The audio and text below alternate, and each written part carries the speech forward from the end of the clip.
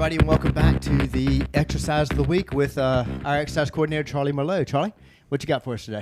Happy to be back. So today we're going to be talking about the lateral lunge. So kind of going back to our free weight category. Right, yeah. And, body weight and free weight category. Body weight and free weight. So, you can do body weight. You can load it up. So there's a lot of options there. Perfect. Well, all right, man. I've got to ask you as always, what's the history? Come on. You know I got some history. I'm glad you've got some history. So y'all are going to like this one. So the history of the lunge exercise actually comes from European sword play. So it can be traced back to all the way back into the 16th and 17th centuries. And I know, so it goes way back. I just think it's fascinating when we go into the history to see how far back this goes. Right, but yeah. Go for it. I want to hear this. So Angelo Vigiani, okay, hope I said that right, is credited with the first I don't think he'll correct you. Yeah, so no, I think I'm good.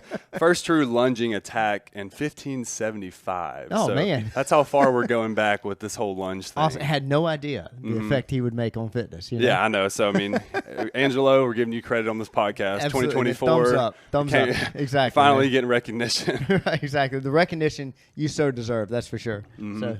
Yeah, so that's kind of where it all started. And then again, as fitness began to pick up, they're like, well, let's try to how can we make this better? How can we make our sword attacks better? So they start to train this motion, and there you have it. Now it's it's interesting. Look at all the histories you've given us on these different exercises. That they don't. But a lot of people think of fitness as in, hey, we came up with these machines and we made up these exercises. And so many of them actually are born, as countless ones that you've done so far, are born out of some of our natural movements or some movements we've used. So fascinating. Yeah. I think that's fantastic. I think kind of where the term functional fitness comes from. Very much so. All these movements had a purpose. And people are like, how can we utilize these movements to better perform these actions or these roles that we're trying to get better at? So, exactly. And really vice versa. How can we that's the movement we need. We can get strong in that movement. How can we relate an exercise to it? So yeah, most definitely. So how do we do that? Yeah, so kind of going into some benefits, all right? And then the lateral lunge in particular is what I want to focus on today, because I think that's kind of like the one that gets neglected, the least thought about. You got your forward lunge and backwards lunge and walking lunges. A lot of people in fitness, of course, are familiar with those. But you're right, the lateral one gets overlooked quite a bit. Yeah, so that's kind of the overlooked one that I want to focus on. And lateral movement, we talk about that a lot, especially here at Personal Edge. Very much so. We're always preaching that to our clients because, as you and I know, as we tend to get older, we do a lot of forward and backward motion, working in that sagittal plane, but we want to work more the frontal plane, which is the side-to-side motion. And so we have several options here at the facility that we like to utilize to train. When we opened this facility, we actually put 8 different options for lateral movement because we saw so much need for that. In fact, the cardio piece that actually had lateral movement in it, if you think about it, bike, forward, backward, treadmill, elliptical. The first one that actually had lateral movement was the done by Octane Fitness, the lateral X, which we have 2 of them in this location and 1 on the Eastern Shore, and because people weren't getting that sideways movement for the hip development. Yeah, and so that's very crucial. Keeping that in your repertoire as you continue to age, continue to train that motion. And so with the lateral lunge, there's several ways that we can program that, and I'll get into that in a little bit when we get into the tips. But hip strengthening, hip development is what we're really trying to think about with the lateral lunge. And so we want to get as much full range of motion as possible. Sure. And we progress that in several different ways, but really trying to focus on, all right, can I sink into those hips? Can I get that? It's great for mobility as well because we're working that range of motion. Absolutely. So definitely. We really try to focus on that. Kind of dive into a little bit more of the tips now, just kind of like how can we progress this? Well, and before you get to that, but you think about that, the tips from progressing that, there's so much that you do with athletes that need that sideways movement. I always call that developing that lateral movement, developing that hip strength is kind of the secret to speed. Yeah. And it's secret to power, secret to speed. But when it comes to our older clients, senior clients, they one of the biggest things they start focusing on. We fall every year of our life, but they really start focusing on falls because they're worried about damage.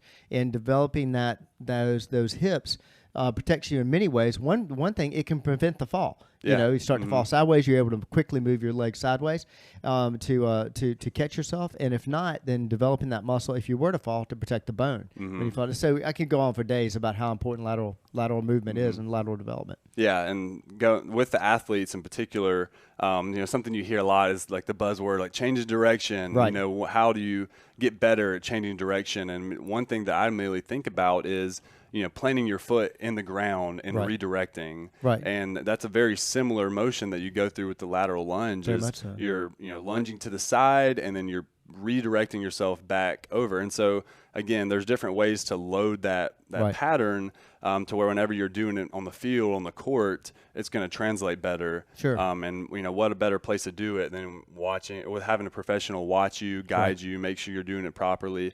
So that way, the more reps you get in the weight room, it's going to carry over as you continue to do it. Absolutely. In the game. It can become more of a natural movement and add a lot of power to it also. Yeah, most definitely. So we train that. I mean, that's a pretty basic movement that we start out with all of our athletes, all the way from with our fundamentals when we start to kind of really get them used to this is what, you know, the weight room kind of looks like, and growing them up into the active for life stage all the way throughout the whole spectrum, really. Yeah, and you can see the videos that show this movement. It's easy to look at that and see a base runner. Yep. To see a defensive back trying to cover to cover an end or what have you. So I mean, you can elaborate further. I mean, Lord, soccer. I don't think they hardly ever go in a straight line. I mean, they're sideways all the time. So in basketball, we can just keep going with that. So, tennis. I mean, we got several athletes that would fit that mold for they need some lateral movement training in their program. Very much so. And that's one of the ways we talk about, you know, we try to fill in the gaps here, like with our training. You know, a lot of our athletes work out at school, right? And they have these programs that they do, but what are they not doing at school, and how can we fill the gaps for what they're not doing and provide that edge and that we talk about? Exactly, in a typical strength program. You know, they're going to do that forward-backward movement. They're not going to go sideways. Yeah, so we'll throw in some lateral movement there, and that way they're a more well-rounded athlete because of that. So yeah, and some tips for how to program this. So how to progress this exercise. So starting out, you know, I like to start with just a static position. So static meaning, you know, standing still, and then doing the lunge from there. So rather than a lot of movement, starting standing still. And then if you have a problem, let's say with balance, so that's one issue for you, using a hand support. So we have the TRX, the suspension trainers that you can hold on to. If you need something a little more sturdy, you could hold on to, you know, one of the racks, something that's a little more solid. The ballet bar that we have in here. Yeah, the ballet bar is a great option that we use a lot. So using that to kind of get into the position and get the movement down.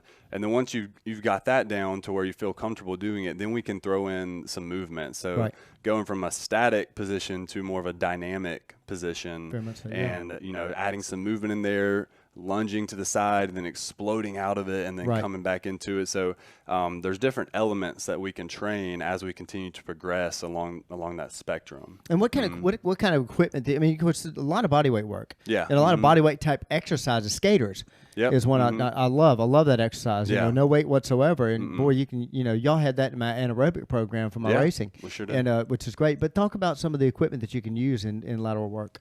Yeah. So I mean, like we mentioned it, you can use body weight, or, you know, you can load it up. So holding a kettlebell, dumbbell, that type of thing, just to make it a little more challenging if body weight isn't doing it for you anymore. Another one that I really like to do is the sliders over here on the carpet. Again, kind of like with the skater mindset, but your foot's never really leaving the floor, but you're having that sliding motion. So it kind of allows for a little more fluidity, but it's also giving you a little more stability as well, because you're not picking your foot up, but also it's more on that dynamic side of the spectrum rather than standing still. And it's forcing that cerebellum to work and control a little more balance, even though you don't have a foot leaving the ground. Right. So so that's a great option to do it. I mean, you can plug in a lot. You can get really creative if you want. You can throw some bands in there. You know, add a little bit of force from the bands pulling you back. So there's a lot of ways to progress it if you want to continue to try to, you know, make it harder. So that's some of the ways that I like to program it as well. Again, and that's hip is a huge territory for you. I mean, a lot of the stuff we've talked about already deals with hip, and I think lateral lunge is one of those they're just it's a jewel, you know, as far as in your repertoire of what you can take most anybody that we have that comes in here